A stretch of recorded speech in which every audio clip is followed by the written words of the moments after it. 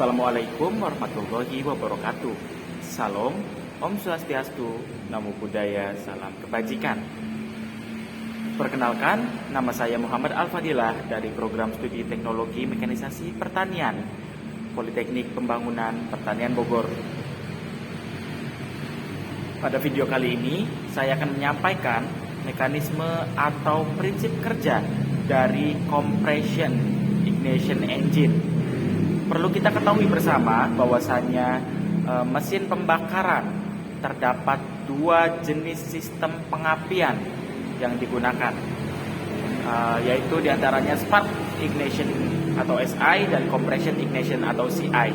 Mesin Spark Ignition atau SI seperti namanya menggunakan percikan api untuk menyalakan bahan bakar, dan dalam mesin Compression Ignition atau CI, udara dikompresi di dalam silinder dan panas dari kompresi tersebut digunakan untuk menyalakan bahan bakar. Nah, pada video kali ini kita fokus membahas di Compression Ignition Engine. Compression Ignition Engine merupakan mesin yang mengubah energi kimia menjadi usaha. Mesin ini diciptakan oleh Dr. Rudolf Diesel pada tahun 1892. Komponen dari Compression Ignition Engine ini terdiri dari kepala silinder, ruang bakar, torak atau piston, penatorak atau crankpin, ring torak, batang torak, poros engkol, bantalan jurnal atau journal bearing, roda penerus atau flywheel, klep, gigi timing, poros knock, pengatur atau governor.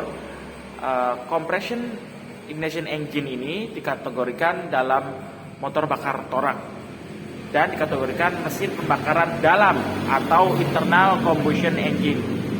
Prinsip kerjanya yaitu merubah energi kimia menjadi energi mekanis.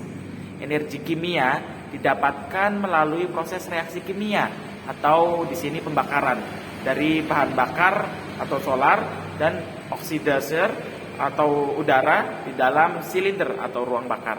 Pembakaran pada Compression Ignition Engine ini terjadi karena adanya kenaikan temperatur campuran udara dan bahan bakar akibat kompresi torak hingga mencapai temperatur nyala.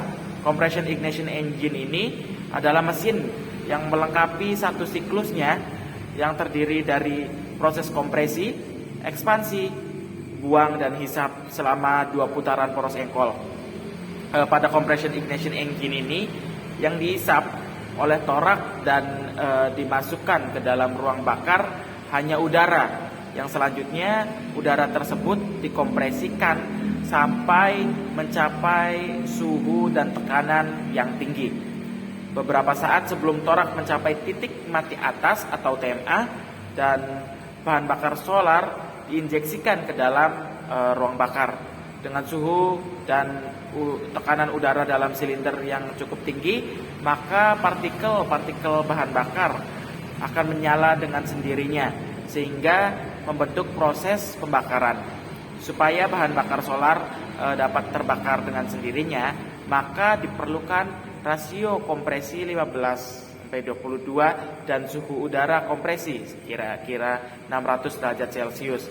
Langkah dalam proses Compression Ignition Engine ini, yang pertama ada langkah isap atau intake stroke, yang kedua ada langkah kompresi atau compression stroke, yang ketiga langkah kerja atau power stroke, dan yang keempat ada langkah buang atau intake stroke. Mari kita uraikan satu persatu langkah yang tadi sudah saya sebutkan. Langkah yang pertama adalah langkah isap atau intake stroke. Dalam langkah ini, katup masuk akan membuka. Piston yang semula diam akan bergerak dari titik mati atas mengarah ke titik mati bawah. Dengan kata lain, poros engkol memutar 180 derajat.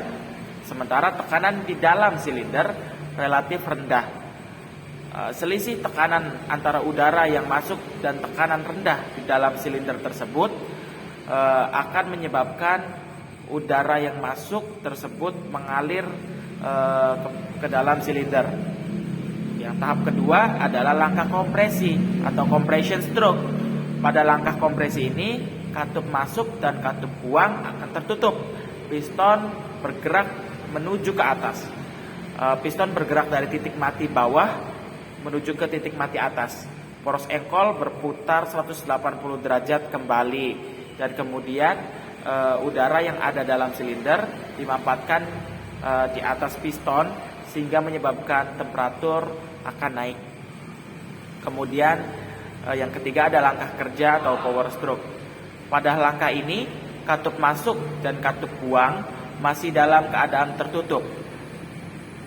Dan pada akhir langkah, yakni langkah kompresi, pompa penyemprotan bertekanan tinggi itu menyemprotkan sejumlah bahan bakar ke dalam ruang bakar yang berisi udara panas yang dimampatkan, dan bahan bakar tersebut akan bercampur dengan udara panas karena temperatur yang tinggi dari udara yang telah dimampatkan tadi. Maka dalam hal itu bahan bakar akan langsung terbakar, dan akibatnya tekanan naik dan piston akan bergerak dari titik mati atas ke titik mati bawah. Dan yang terakhir atau langkah yang keempat adalah langkah buang atau exhaust stroke. Pada akhir langkah katup pembuangan ini akan membuka.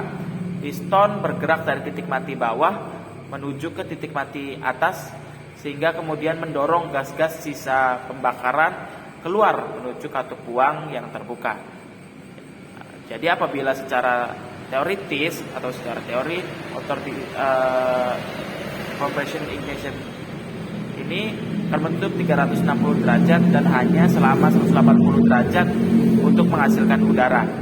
Artinya alur compression ignition engine ini yaitu bahan bakar yang diinjeksikan oleh injektor nozzle ke dalam silinder yang di dalamnya telah tersedia udara panas yang diakibatkan oleh langkah kompresi.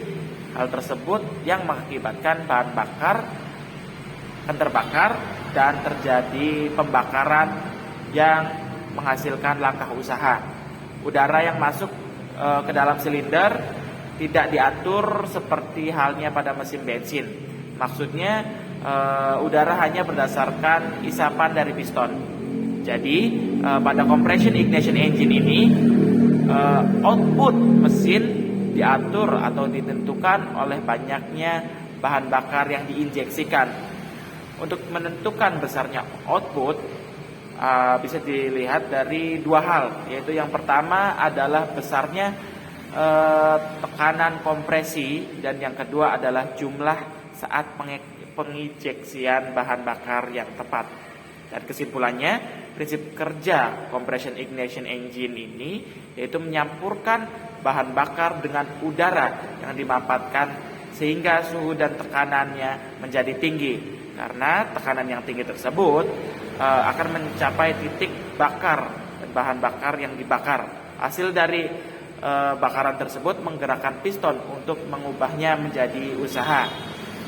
Dan kesimpulan dari compression ignition engine ini merupakan mesin yang berbahan bakar diesel dan bekerja melalui mekanisme kerja 4 langkah. Kurang lebihnya mohon maaf atas apa yang saya sampaikan. Wabillahi taufiq wal hidayah. Wassalamualaikum warahmatullahi wabarakatuh.